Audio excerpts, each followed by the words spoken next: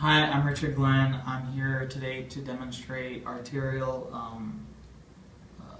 radial arterial puncture. The first thing you want to do is receive your order.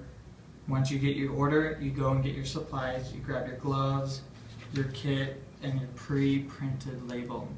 After you have your supplies, you check the chart. When you check the chart, you look for coagulopathy, which would be if they're on aspirin or warfarin. You check their labs to see their platelet count and stuff like that to make sure they can clot. If they have a dialysis shunt, or if they had previous burns or broken wrist near the area. After you check the chart, you check the last time that the ventilator was changed. If it's been changed recently, you want to make sure you wait 10 minutes for a normal patient and 25 for a patient with air trapping diseases. After you check the ventilator settings and make sure that you've waited, you can go ahead and go into your patient's room. You knock to make sure it's the correct patient. Mr. Jones, and then you tell him who you are. This is Richard Glenn. I'm here with the University of Missouri Respiratory Therapy Program. I'm here to obtain a blood gas sample. So then you go out, wash your hands, and then put on your gloves.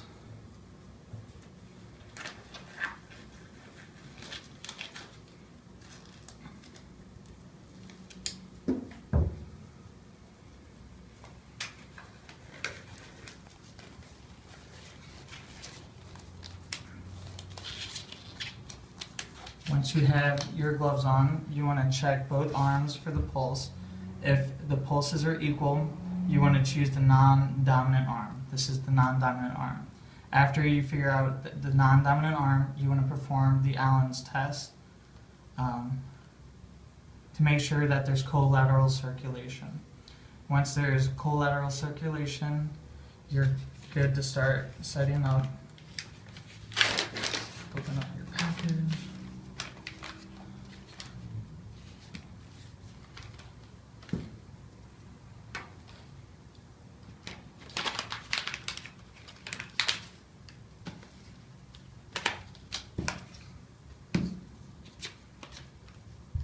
Go ahead and put the gauze above the arm so you can use that later.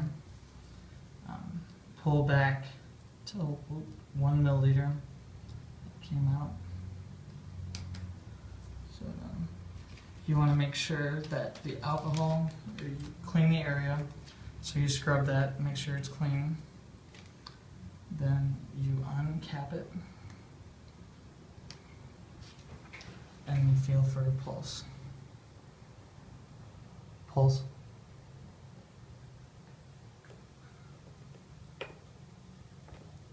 So you can go ahead and take your time to make sure you got it right.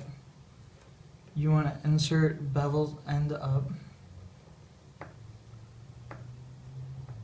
at a 45 to 60 degree angle.